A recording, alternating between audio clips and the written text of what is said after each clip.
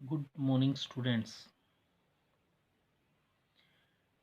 आपके पास 10th class के मैथ के topic area related to circle में हम एक्सरसाइज 12.2 के कुछ क्वेश्चन ऑलरेडी कर चुके हैं। अभी हम उस टॉपिक को आगे प्रोसीड करते हैं। आपके पास क्वेश्चन में क्या गिवन है? A horse is tied at a peg at a one corner of a square shape grass field of side 15 metre by mean of 5 metre long rope. आपके पास एक स्क्वायर शेप ग्रास फील्ड है। इसकी side आपके पास कितनी given है? 15 metre given है। आपके पास से इसके एक कॉर्नर पे एक हॉर्स को बांधा गया है और वो उसके कितने एरिया में ग्रेज करेगा ये बताना है हमें। और आपके पास अगर रोप 5 मीटर के बजाय 10 मीटर लॉन्ग रोप हो तो आपके पास ये यहाँ से लेकर यहाँ तक का एरिया कितना ग्रेज इंक्रीज हो जाएगा, वो हमें इंक्रीजिंग एरिया भी निकालना है। क्या निकालना है? Increasing area. सबसे पहली बात ये कि आपके पास ए बी सी डी एक स्क्वायर है। स्क्वायर है तो चारों एंगल कितने डिग्री होंगे? 90 के हैं तो आपका इस क्वाड्रेंट का एरिया निकाल लेंगे। अगर आपको 5 मीटर लॉन्ग रोप हो 10 मीटर लॉन्ग रोप हो दोनों एरिया निकाल लेंगे। एक बार हम यहाँ से यहाँ तक का निकाल लेंगे। अगर आपके पास ग्रेजिंग एरिया निकालना है 5 मीटर लॉन्ग रोप से 10 मीटर में हमें ये बताना है कि कितना बढ़ गया, यानी कि पहले 5 मीटर थी रोप 10 मीटर हुई तब कितना हो गया। तो इसका मीनिंग आपके पास ये है कि जो लेंथ ऑफ रोप होगी वो आपके पास रेडियस ऑफ क्वाड्रेंट का काम करेगी। किसका काम करेगी? Radius of quadrant. आपके पास अगर इस कॉर्नर पे किसी हॉर्स को पैक किया जाए वो यहाँ से लेकर यहाँ तक ग्रेज करेगा, ये पार्ट आपका सर्कुलर हो जाएगा, ये आपका एंगल 90 का हो गया, एक क्वाड्रेंट बन जाता है। तो फिर आपके पास कंडीशन क्या कहाँ पे है कि आपके पास लेंथ ऑफ रोप 5 मीटर है, एंगल 90 डिग्री का हो गया। तो आपका कितने एरिया में ग्रेज होगा? पाई R1 स्क्वायर एंगल अपॉन में 360। पाई की वैल्यू क्वेश्चन में 3.14 गिवन है। रेडियस आपका 5 इंटू में एंगल 90 अपॉन में 360। 0 से 0 कैंसिल, 9 से 36 कैंसिल करेंगे 4। यहाँ से पॉइंट हटाएंगे नीचे 100। 5 इंटू 5 25 इंटू में 1/4। 25 से इसको कैंसिल करेंगे 4। 4 को 2 से कैंसिल करेंगे 2 और 157 को 314 कैंसिल करेंगे 157। 157 इंटू में अपॉन में 4 इंटू 2 कितना बनेगा? 8। इसको डिवाइड करेंगे तो आपके पास 19.625 मीटर स्क्वायर एरिया ग्रेज करेगा। अगर आपके पास 5 मीटर लॉन्ग रोप से अगर हॉर्स को टाई किया गया है स्क्वायर के कॉर्नर पे तो वो आपके पास इतना एरिया ग्रेज कर सकता है। लेकिन अगर आपके पास रोप 10 मीटर है, ये यहाँ से यहाँ तक, तो आपके पास वो यहाँ से यहाँ तक का ग्रेज करेगा। इंक्रीज में आपके पास ये एरिया इंक्रीज हुआ है, यानी कि हमें 10 मीटर एरिया वाले क्वाड्रेंट में से 5 मीटर एरिया वाले क्वाड्रेंट को निकालना, सब्ट्रैक्ट करना होगा। सबसे पहले हमें 10 मीटर लॉन्ग रोप वाले एरिया ऑफ क्वाड्रेंट निकाल लेंगे। तो आपके पास if rope is 10 metre long rope तो फिर आपके पास लेंथ ऑफ रोप 10 मीटर है तो रेडियस 2 कितनी हो जाएगी? 10 मीटर। तो फिर आपका एरिया ऑफ क्वाड्रेंट आपके पास कितना हो जाएगा? पाई R स्क्वायर एंगल अपॉन में 360। पाई की वैल्यू 3.14 गिवन है। आर आपके पास 10 इंटू में 10 है, एंगल आपके पास 90 अपॉन में 360। 0 से 0 कैंसिल, 9 से 36 को कैंसिल करेंगे, 9 को 36 से कैंसिल करें 1/4 है। पॉइंट हटाएंगे यहाँ पे 100 नोमिनेटर में 10 इंटू 10 100 इंटू में 1/4 है। 100 से 100 कैंसिल, 2 से 4 कैंसिल करेंगे 2 बचेगा, 314 कैंसिल करेंगे 157। 157/2 ये आपके पास 157 को 2 से डिवाइड करेंगे 78.5 मीटर स्क्वायर बनेगा। तो फिर आपका इंक्रीजिंग एरिया कितना होगा? 10 मीटर लॉन्ग रोप एरिया वाले में से 5 मीटर लॉन्ग रोप एरिया वाला सब्ट्रैक्ट करेंगे तो आपका ये इंक्रीजिंग एरिया बच जाएगा। क्या बच जाएगा? Increasing area. सबसे पहले कंडीशन हमारे पास कहाँ पे आती है कि आपके पास जो एक ग्रास फील्ड है उसका साइड 15 मीटर है, उसके एक कॉर्नर पे किसी हॉर्स को टाई किया गया है, वो आपके पास अगर 5 मीटर लॉन्ग रोप से वो यहाँ से यहाँ तक का ग्रेज करेगा, ये एंगल आपके पास 90 डिग्री का बन जाएगा। कितने का बन जाएगा? 90 का। तो आपके पास एक क्वाड्रेंट बन जाएगा। एक बार हम इस क्वाड्रेंट का एरिया निकालेंगे, एक बार इसका इंक्रीजिंग एरिया। इसमें 10 मीटर लॉन्ग रोप वाले में से 5 मीटर लॉन्ग रोप वाला एरिया हम सब्ट्रैक्ट कर देंगे। फिर आगे आपके पास नेक्स्ट जो क्वेश्चन है, a brooch is made with silver wire. A brooch is made with silver wire in the form of circle. आपके पास एक सर्कुलर ब्रूच बनाया गया है with diameter 35 millimetre. The wire is also used in making 5 diameter. उस brooch को बनाने के लिए 5 डायमीटर ड्रा किए गए हैं। Divide it into equal 10 equal part, यानी कि 10 सेक्टर में डिवाइड किया गया है। जो हमें निकालना है, find the length of silver wire. जिस सिल्वर वायर को यूज करके उस ब्रूच को बनाया गया है। Second, area of each sector. सबसे पहली बात यह कि आपके पास किसी सिल्वर वायर का यूज किया गया, एक सर्कुलर आपके पास ब्रूच बनाया गया, उसमें 5 डायमीटर ड्रा किए गए, तो आपके पास 10 सेक्टर बने। तो आपके पास सबसे पहले डायमीटर ऑफ ब्रूच कितना है, 35 मिलीमीटर है। तो रेडियस कितना हो जाएगा, 35/2। जिस ब्रूच को बनाने के लिए जिस सिल्वर वायर का यूज किया गया है उसकी लेंथ निकालनी है। ब्रूच जिस वायर का बना है उसके लिए हमें सर्कुलर पार्ट का सिरकमफ्रेंस बनाया 5 डायमीटर। तो फिर आपका लेंथ ऑफ वायर क्या बनेगी, लेंथ ऑफ वायर आपके पास क्या होगा, सिरकमफ्रेंस प्लस में 5 डायमीटर। लेंथ ऑफ वायर आपके पास सिरकमफ्रेंस प्लस में 5 डायमीटर। सिरकमफ्रेंस 2πr प्लस में 5 इंटू में डायमीटर का होता है रेडियस का डबल, 2 इंटू में radius. 2πr 2 as it is है, पाई की value 20, 2 as it is 2 pi और आर यहाँ 2 यहाँ भी है, आर यहाँ भी है, ये 10r है, दोनों से 2r कॉमन आ जाएगा, पाई प्लस में 5 बचेगा। 2 इंटू में रेडियस की वैल्यू 35/2, यहाँ पे पाई की वैल्यू 22/7 पुट कर दी है।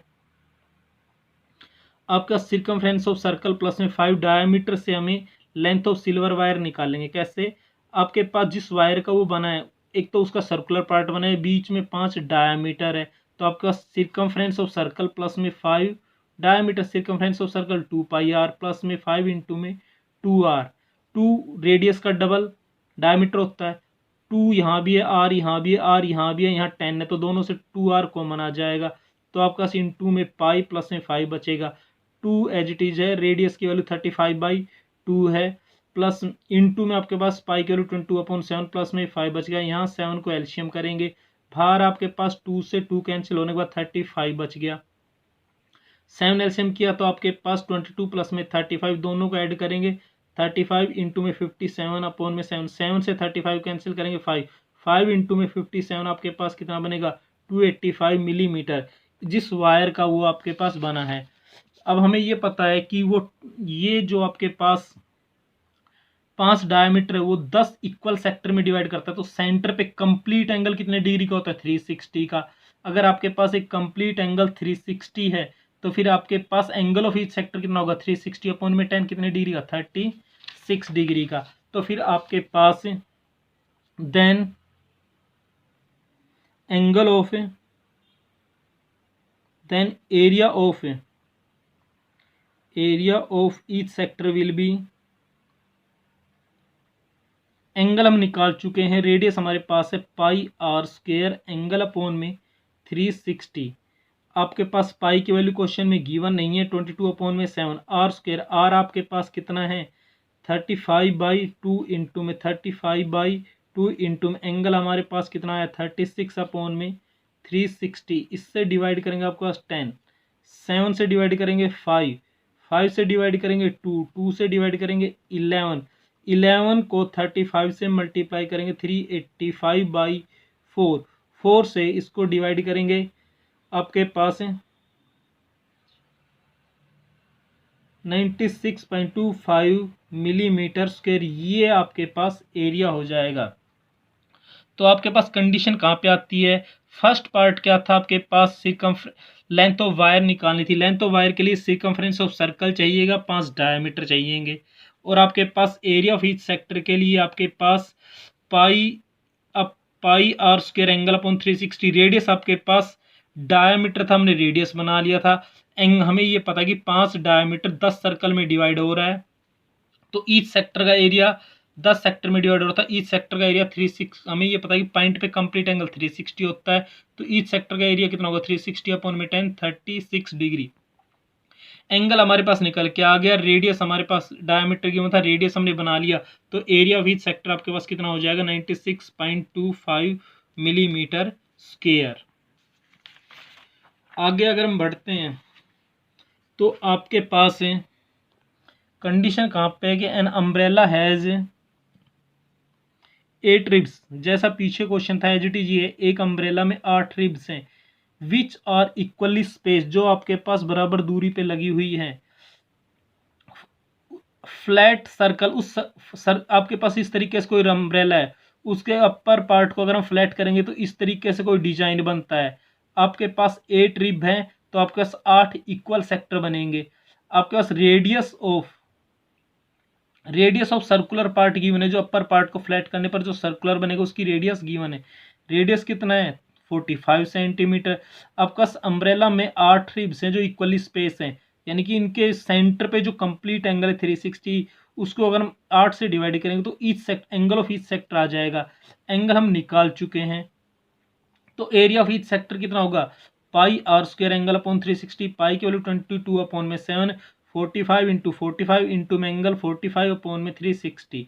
इसको सोल्व करने पर आपके पास 22275 अपॉन में 20, इसको डिवाइड करेंगे 795.53 सेंटीमीटर स्क्वायर। ये आपके पास एरिया ऑफ ईच सेक्टर हो जाएगा।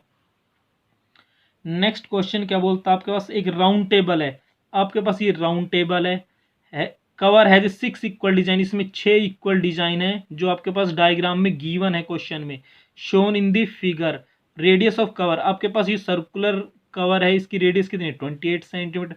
Find the cost of making design, हमें उस डिजाइन की कॉस्ट बतानी है एट द रेट ऑफ ₹0.35 पर सेंटीमीटर स्क्वायर से, लेकिन कब तक √3 की वैल्यू 1.7 है। सबसे पहली बात ये कि आपके पास जो डिजाइन है वो आपके पास अगर इस डिजाइन के वर्टेक्सों को सेंटर पे मीट कराएंगे तो इन ट्राइंगलों के बाहर का एरिया है, तो आपके पास ये एरिया कैसे निकलेगा।